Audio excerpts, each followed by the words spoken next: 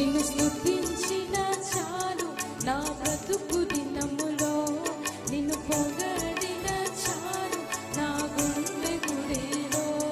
నిన్ను స్తుతించిన చాలు నా బ్రతుకు దినములో, నిన్ను పొగడిన చాలు నా గుండె గుడిలో.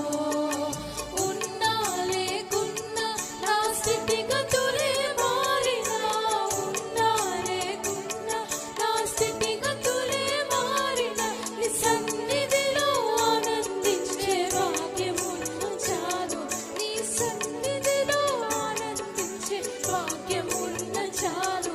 నిన్ను స్తుతించిన చాలు నా బ్రతుకు దినములో, నిన్ను పొగడిన చాలు నా గుండె గుడిలో. నిన్ను స్తుతించిన చాలు నా బ్రతుకు దినములో, నిన్ను పొగడిన చాలు నా గుండె గుడిలో.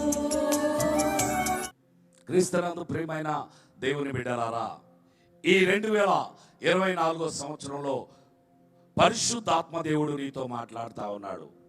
చూడండి, యెషయా గ్రంథం 40వ అధ్యాయం 31వ వచనం.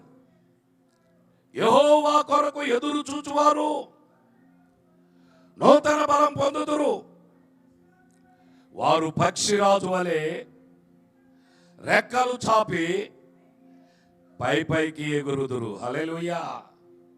నూతన హృదయం నీకు కావాలంటే, నూతన స్వభావం నీకు కావాలంటే, నూతన బలం నీకు కావాలంటే, పక్షిరాజు వలె పైకి ఎగరాలి అంటే మొదటిగా ఏం చేయాలంటే యెహోవా కొరకు ఎదురు చూడాలి. ఎవరైతే యెహోవా కొరకు ఎదురు చూస్తారో వాళ్ళు నూతన బలం పొందుకుంటారని దేవుని వాక్యంలో మనం చూస్తూ ఉన్నాం. దేవుని కొరకు ఎదురు చూడాలి. మనకు అనేక సార్లు అనేక సమస్యలు వస్తూ ఉంటాయి, అనేక సార్లు అనేక శోధనలు వస్తూ ఉంటాయి, అనేక సార్లు కష్టాలు వస్తూ ఉంటాయి, అనేక సార్లు రోగాలు వస్తూ ఉంటాయి, అనేక సార్లు నష్టాలు వస్తుంటాయి. అప్పుడు మనం ఎవరి వైపు చూస్తున్నాం?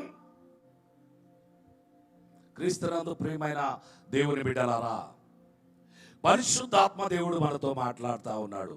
యెహోవా కొరకు ఎదురు చూడాలి. అంతేకాదు, పక్షిరాజు వలె రెక్కలు చాచి పైకి ఎగురుదురు. యెహోవా కొరకు ఎదురు చూచే వాళ్ళు ఎలా ఉంటారంట?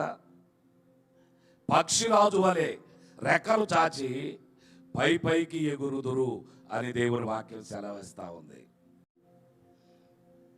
నువ్వు నూతన హృదయం కలిగి ఉన్నావా? నూతన బలం నువ్వు పొందుకున్నావా? నేను నువ్వు పరీక్షించుకో.